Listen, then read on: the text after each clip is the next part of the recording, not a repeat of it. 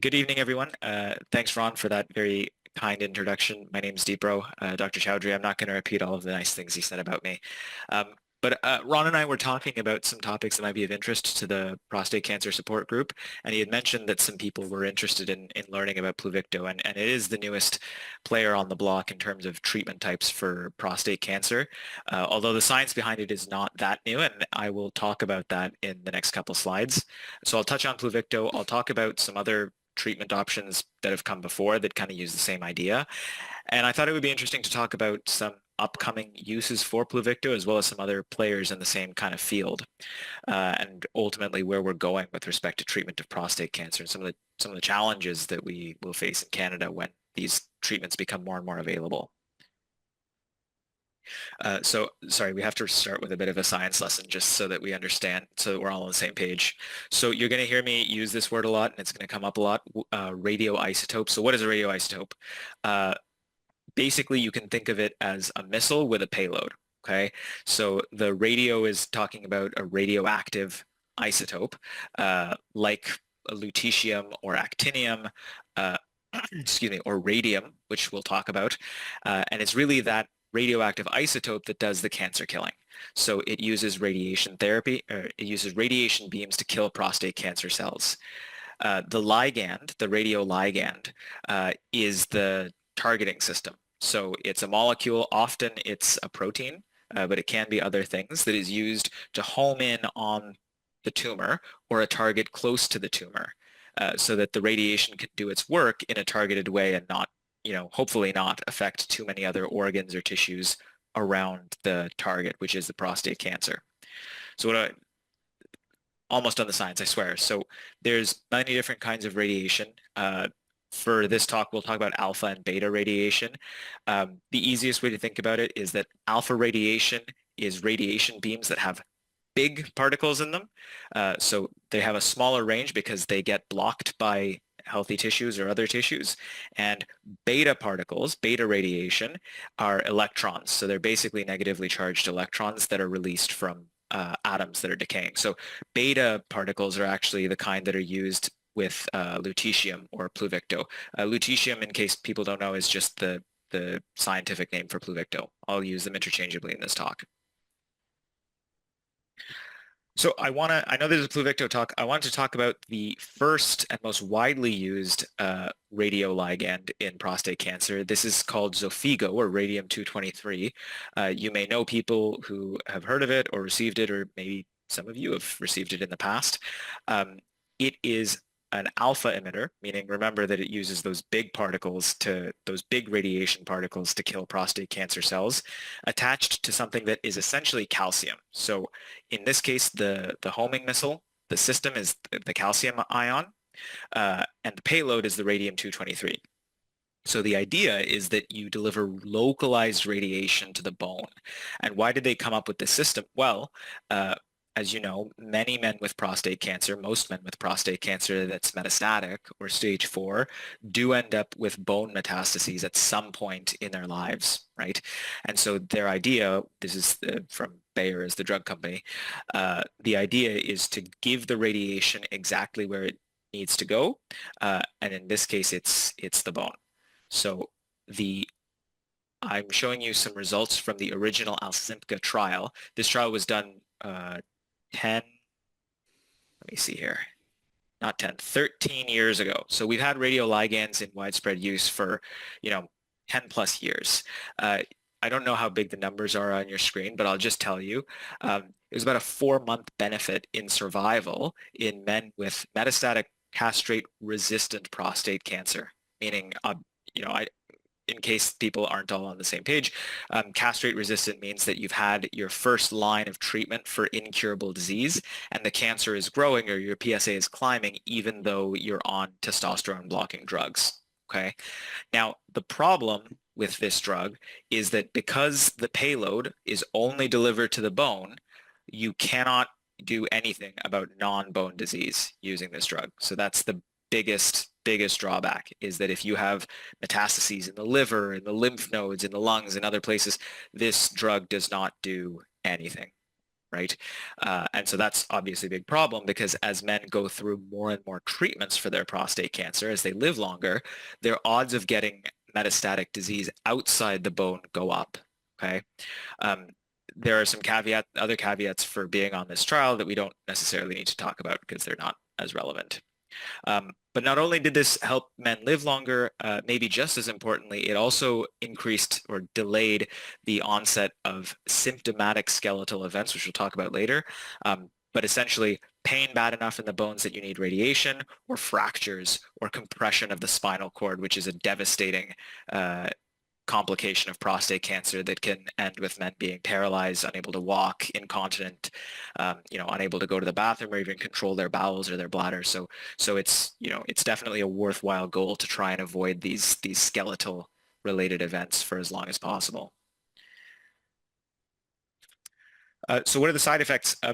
You don't have to look at this chart. It's just there for illustration. But essentially, the side effects are caused by the radiation hitting cells in and around the bone that are not prostate cancer. So the bone marrow, and then it turns out that many of your bones are very close to your bowels, and so men can get nausea and vomiting. They can get diarrhea. But overall, compared to chemotherapy, this is a pretty well-tolerated treatment. I've seen lots of men on this drug, and in terms of feeling crummy compared to chemo, it's much better tolerated. Most of these toxicities in the bone marrow are not symptomatic, meaning that men don't feel bad because their platelets go down, right? It's something that we have to deal with, but it doesn't impact their quality of life.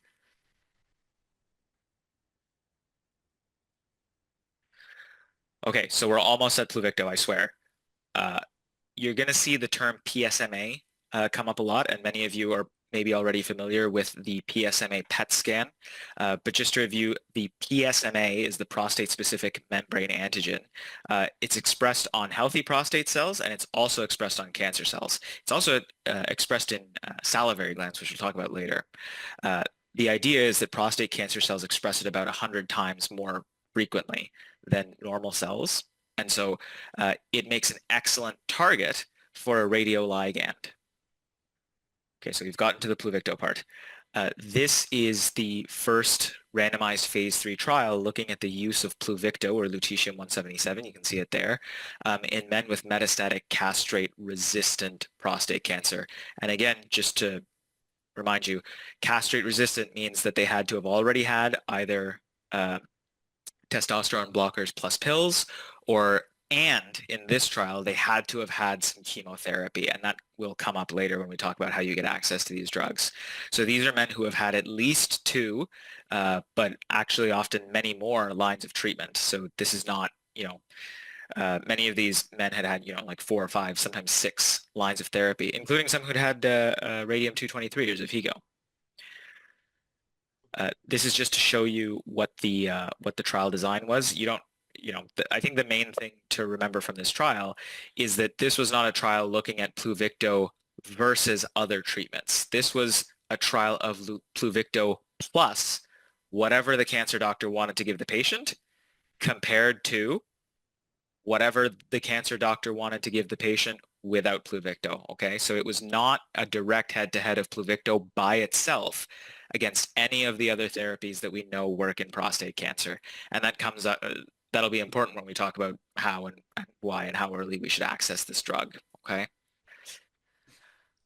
You can see here that the survival benefit is actually very similar. It's about 3 or 4 months in favor of 4 months in favor of Pluvicto, plus the standard of care versus standard of care alone. But I'll just tell you, this trial was in 2022 or 2023. So the biggest differences are, one, that the men in the standard care arm got better care than the ones in the radium trial, which was done, 13 years ago before we had some of our best treatments for castrate-resistant prostate cancer. The other big reason that this is actually more impressive than the radium trial is that not only did these men have more treatments, but they could have had chemotherapy, which they couldn't have had in the radium trial, and they could have had prostate cancer anywhere. So they could have had it in the liver, they could have had it in the bone, the lungs, the brain, what have you, right?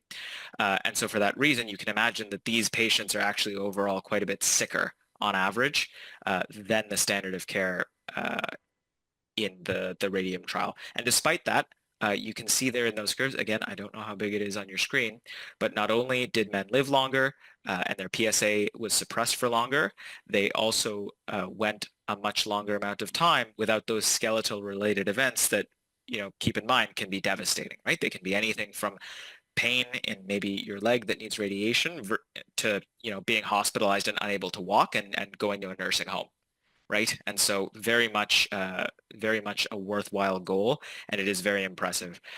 Some things that are not captured in this graph are the Lazarus effect. So now that we've had some years of treatment, I'll just tell you that with Pluvicto, there are men who come in and they're barely able to walk, and they get the Pluvicto, and they can walk out of their treatments. And we've had people, most of the experience in Southern Ontario is from London, but we've had talks from their nuclear medicine doctors and their nurses, where they talk about patients that they've seen who came in and they were barely hanging on and they got the drug and they got better. Now, does that mean that everyone has that response to Pluvicto? No, of course not, right? Same with any kind of cancer treatment, but that effect is possible, right? And that's what we hope for. With radium, we've had years of experience with it, like many years. I will tell you that Lazarus effect is not there. I tell people, I've given talks about radium before, and I tell people that radium doesn't bring people back from the dead. If you've got prostate cancer and you're in trouble and you're falling apart and you're 2 steps from the hospital, I'm not going to rescue you with radium.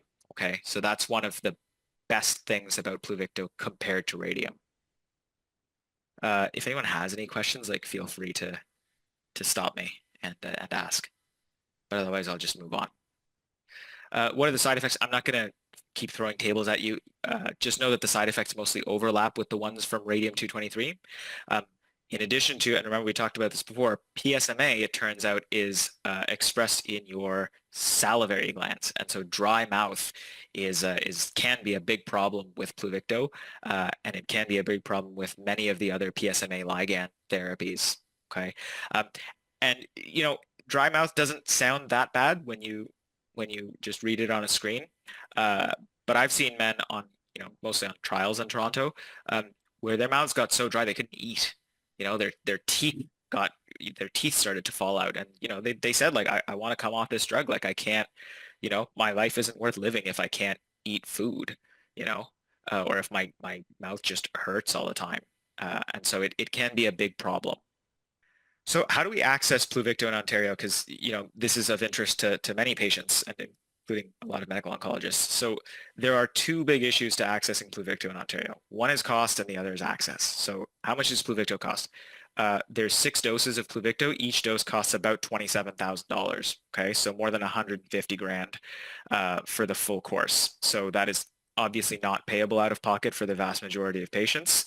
The cost is covered by OHIP as long as patients meet the vision criteria. So that vision is the trial that I showed you, the New England Journal one with those fancy graphs, meaning that you have to have metastatic castrate-resistant prostate cancer, so you can't be on your first treatment, and you had to have progressed, meaning the cancer had to have grown on at least one androgen receptor pathway inhibitor, like abiraterone or enzalutamide or apalutamide, and at least one line of chemotherapy. So you cannot get Pluvicto in Ontario without at least getting some chemo.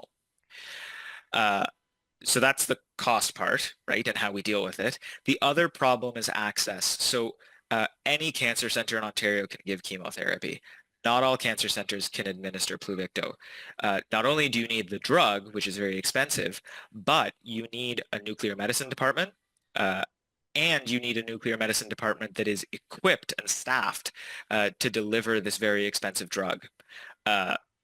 A little tip, if any of you find yourself outside of Windsor or you have friends and family in Ontario that are looking to get this drug and qualify, Novartis, the makers of Pluvicto, have an access program where they can hook patients up with a person, like a real person, a nurse or a nurse practitioner, who can help with getting them access to treatment centers in Ontario that can deliver Pluvicto if it happens not to be available locally.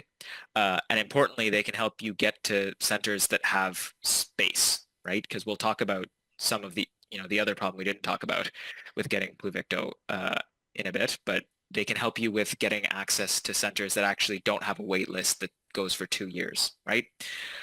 They can also assist with travel costs. So if you can prove that the nearest Pluvicto center is more than, I believe it's 200 kilometers away, then they will assist with travel costs getting you there.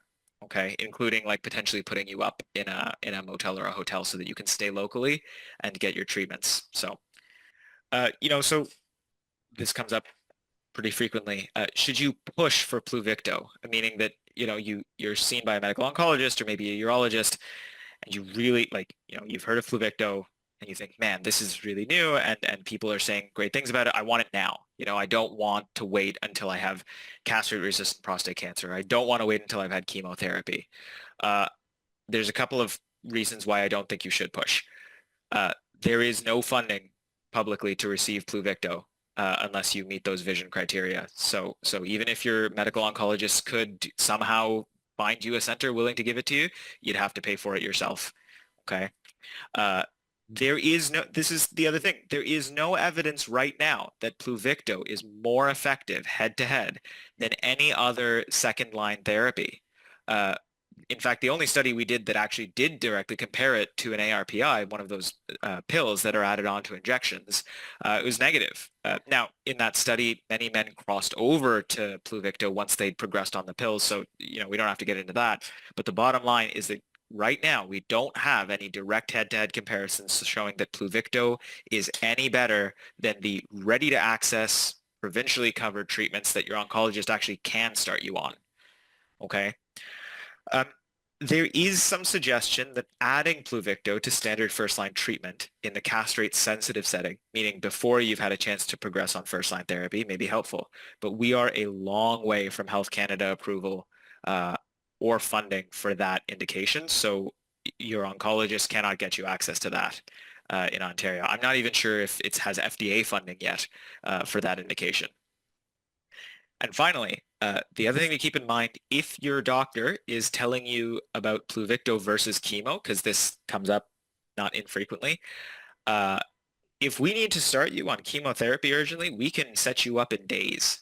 We can call the chemo unit. We can say, I've got a guy, he needs this chemo. He needed it yesterday. We got to get it set up. And we can make that happen if we make our case, right?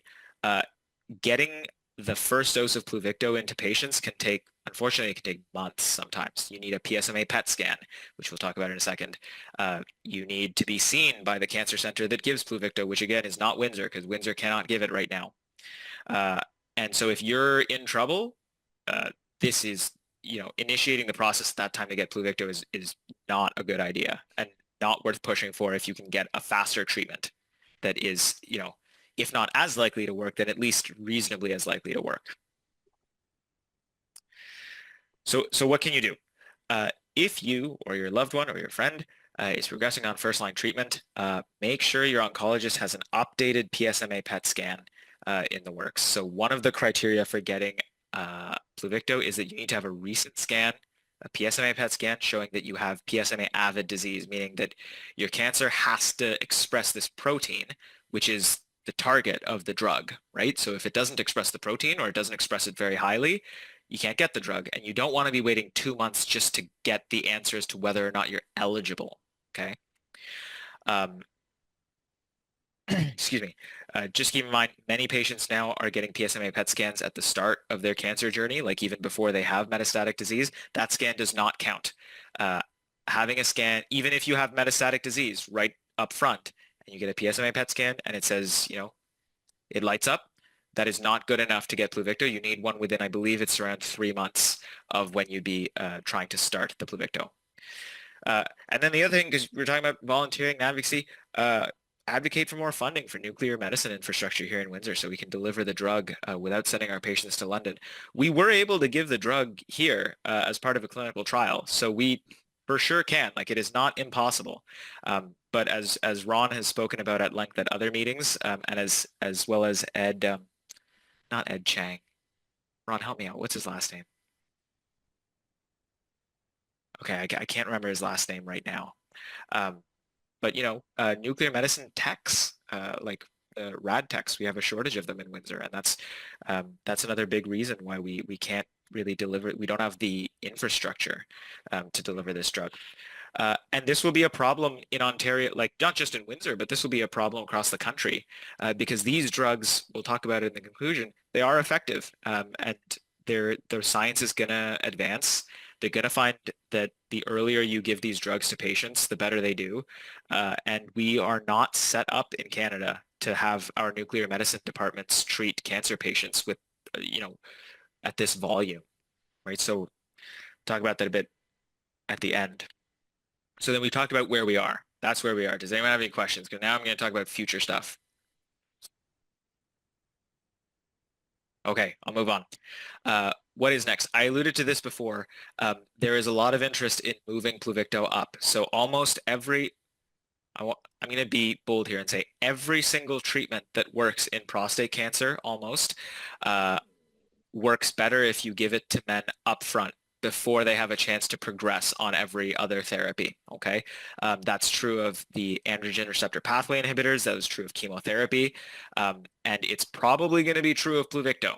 So this is a randomized trial, excuse me, of Pluvicto in hormone-sensitive prostate cancer, in metastatic hormone-sensitive prostate cancer, adding it to the testosterone-lowering agents and the androgen, the ARPIs, comparing that to just giving the injections plus the ARPIs. These results were presented at ESMO last year, a big European Cancer Conference last year, and they found already with very little follow-up. Keep in mind, it takes some time for these trials to read out, but they're already showing that there are more men who live event-free, meaning that they don't progress, they don't have a fracture, they don't die, with Pluvicto, with the addition of Pluvicto in the earlier setting. So you can see that those curves, the numbers don't really matter. What matters is that the green line is already separating and is higher than the red line. The red line is standard of care. The green line is with Pluvicto. So there's already interest and research going on looking at adding it in the first line setting. And if I were a betting man, I would say that it's probably going to be a positive trial because every other prostate cancer trial where we try a drug earlier in the castrate-sensitive setting has been positive. Okay, so what else is next? Quick review, alpha versus beta particles, right? Alpha particles are short range. Why not use them attached to PSMA? Because remember, Pluvicto uses beta particles, which have a longer range and have a higher likelihood of hitting stuff that isn't prostate cancer. Well, this is a drug called Actinium. So at Princess Margaret, I enrolled and saw patients on this trial, not this specific trial. This is a phase 1 trial. Looking at using an alpha particle called actinium in this case, radioisotope, attached to PSMA and using it in men with castrate-resistant prostate cancer. The idea being that maybe this will have less toxicity because of the shorter length radiation. This was the phase 1 trial, and I can tell you that the outcomes were quite good. It is a small trial. The phase 3 trials are ongoing, or the phase 2 trial is ongoing at Princess Margaret Cancer Center. But most men had disease control, the vast majority, 80% or more. And keep in mind, heavily pretreated patients, right? And the toxicities were manageable. Although I must say, I looked at the side effect data, and it wasn't much better than the Pluvicto data, but we'll see. It was a small trial, so we'll have to keep an eye on it just to see whether or not that pans out as being actually more tolerable. Conclusions. I think radioligand therapy is a promising new tool in the fight against prostate cancer. We will see more of it. We will see more and more that it will be tried in earlier lines of treatment, and I suspect it will be effective in earlier lines of treatment. And it is a very attractive alternative to chemotherapy. I don't think in Canada we are really prepared to offer this drug in the first line setting. We don't have the capacity to offer it to every single man with metastatic prostate cancer at every center because there are so many other things involved than just a chemo unit. We do need more advocacy at the provincial and the federal level to increase funding for machines, for material, meaning the actual drug itself. It's very expensive. Support staff, meaning nuclear med techs, but other techs as well as physicians willing and able to administer these treatments. And that was all for my talk. I'm happy to take any questions. A doctor, a friend of mine prostate cancer, and his PSA was 180, and the doctor told him he had 2 years to live. And this new process of yours might have given him a little bit extra time, but he was beyond radiation. He had to go through chemo to stay alive, and he lasted exactly 2 years. So is this the kind of patient you're talking about, extending his life by 4 or 5 months? Yeah, and it's a good question. Yes is the first answer, is the short answer, but you got to figure that the 4 or 5 months is not it's not an absolute, right? Some men get a lot longer, some men don't get as long, unfortunately. But yeah, absolutely. That kind of patient, your friend, I'm sorry to hear that, by the way. Um, so your friend would have been a good candidate for Pluvicto, but keep in mind the government would not have paid for his Pluvicto until the cancer had grown while he was on chemotherapy or soon after he'd finished chemotherapy, because that's how the trial was run, and that's how the government would have paid for it. Yeah, this was about 8 years ago. Well, that's it. Yeah. And so, ideally he would have been on chemo, right? Yeah. And then, again, ideally, the PSA would have started to climb. Maybe we would have gotten some scans showing that things were not, maybe growing, maybe not quite getting better. And that would have been the time to jump on it and say, okay, let's get a PSMA PET scan. Let's start you on Pluvicto. And yeah, it can absolutely buy people additional time after they've got chemo. That's what the trials show, right? Thanks. Okay, thanks. Thanks, doctor. So, yeah, go ahead. Doctor, you talked about there's other players coming into this field, like AstraZeneca's got a product that they're working on for fusion in Hamilton. And hopefully this drives some of this pricing down, because, at $170,000 a patient, it's going to be a real stretch for the government to pony up for that. They don't pay for our PSA tests. Price competition drive this down. When Fusion gets or Fusion's developing it for AstraZeneca. Mm-hmm.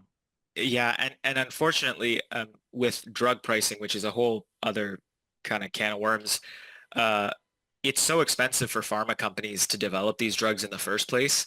I'm not defending pharma or anything. I would be kind of surprised if the increased competition drove it down to such an extent that like the average person would be able to pay for it themselves. Do you know what I mean? Like, that'd be great. I would love it if that happened, right? But the reality is that these drugs are going to be on patent, and they're going to be really, really expensive for a really long time. And so I don't have the answer for how we can make these things affordable, and more accessible and more feasible for public payer healthcare systems to support. You mentioned that it's a 6 phase treatment. 6 treatments. I didn't hear how long that duration is. Is it once a month or 6 treatments, 6 weeks apart? 6 weeks apart. Okay. So And you take note, and Dr. Chowdhury knows this very well. The initial studies that were done back around 2016, we were very fortunate. Kevin Tracy was he's one of the nuclear medicine physicians, and he took an interest in this very, very early on, and he sent a lawyer over to Germany at a time when this was, really just being investigated, 1 or 2 centers worldwide. And at that time, it was administered every 3 months. Well, what studies have shown is that by giving it every 6 weeks and a maximum of 6 treatments, back then it was also 6, it gave much better results rather than just waiting that 3 months. So we do learn with clinical trials and investigation and so on and so forth. The other big interest too that was brought up is dosimetry, right? Meaning that like, does every guy need exactly the same dose every single time, 6 times? Are there guys who maybe don't need as many because they have an amazing response to initial treatment? Conversely, are there guys who would benefit from more intense dosing because their bone marrow can take it and their PSA, their cancer just isn't quite responding as nicely as we'd like? It'll be years before that level of sophistication comes out with respect to these drugs. My son's works for Fusion in the Discovery Group. He's been Oh, working cool. on this product. Yeah. Very cool. Yeah, the only investigational one I've worked with is Actinium, just because that's the trial that happened to be running at PMH. But for sure, this is a super active area of interest for many drug companies. Here. Questions. The radium, are you still doing that if you know it's just bone cancer, or are you just abandoning that altogether?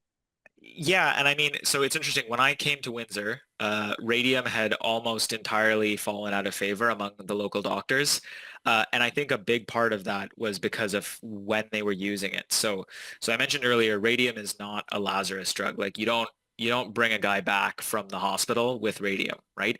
But what it can do is it buys you time. It keeps the cancer under control for however long you get if they've got bone-only progression.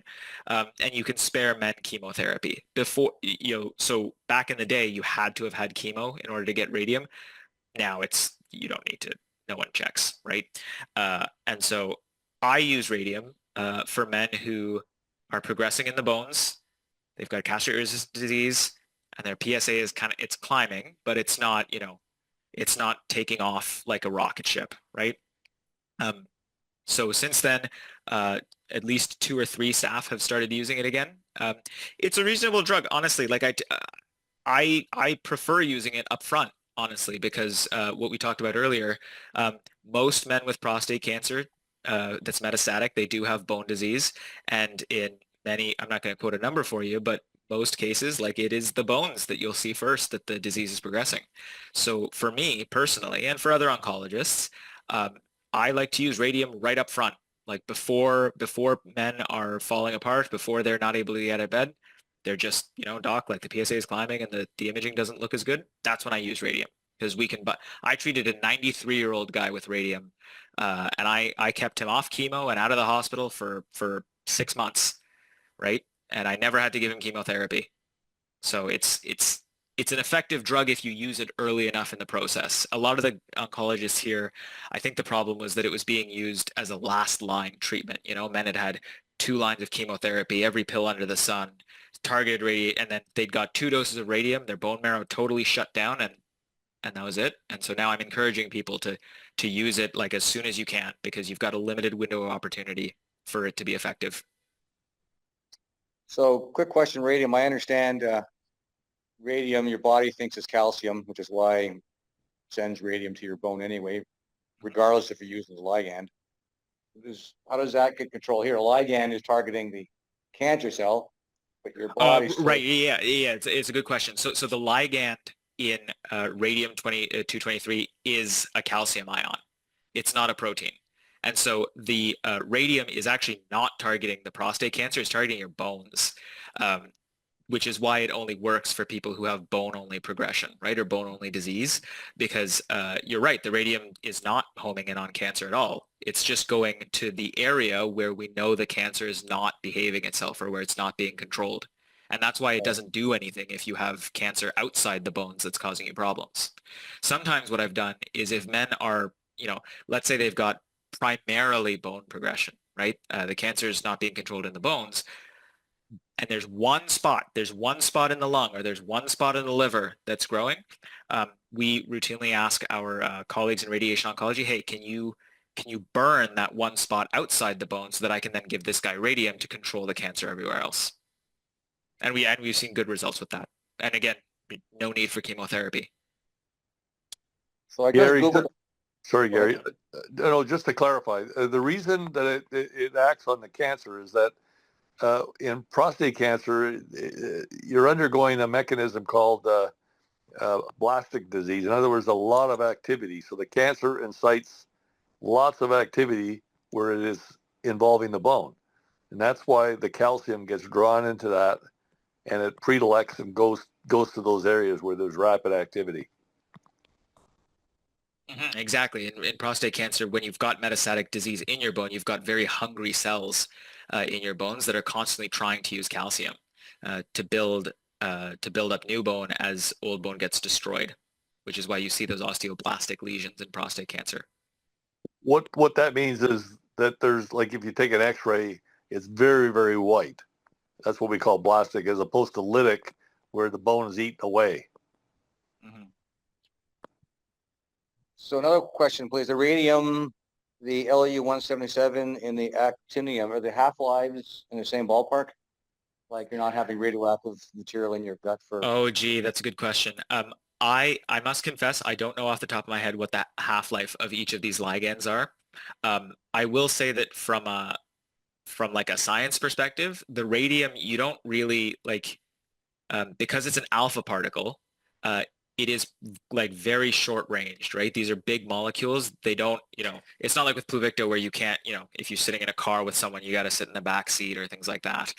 The alpha particles are big. They really get blocked quite well by tissue, and so you don't have that like um, field effect around you. But I must confess, I don't know what the half-life is of actinium versus lutetium versus radium. there's always some idiot in the crowd that has a question they can't answer, doctor. I apologize. It's helpful when it's at least with a radiation question, I can beg ignorance because I'm not a radiation doctor or a nuclear medicine doctor. So My work here is done. Thank you. So I just guess I know that Dr. Chowdhury has heard me, support the Windsor crew. It's not that we don't have the technology. It's not that we don't have the physician interest. It's not that we, you know, don't have the talent. The problem is there is a shortage of nuclear medicine techs, and this all comes back to COVID. When COVID came along, a lot of people were, including physicians, were working long hours, and all of a sudden they had free time, and the census was that, hey, listen, maybe there's a better life out there, and maybe it's time to retire, and that's what happened. And a lot of people were trained back in the 80s and 90s, and they were just reaching a point in their life where they had a choice, and they were forced into that just because of the cutbacks and everything else. So all of a sudden, and this is not unique to Windsor, it's across the nation. Like, there are major shortages of nuclear medicine techs. Don't forget, these people are active in doing scans for thyroid cancer. uh, it goes on and on as technology advances, and there are new techniques to investigate. These techs are needed.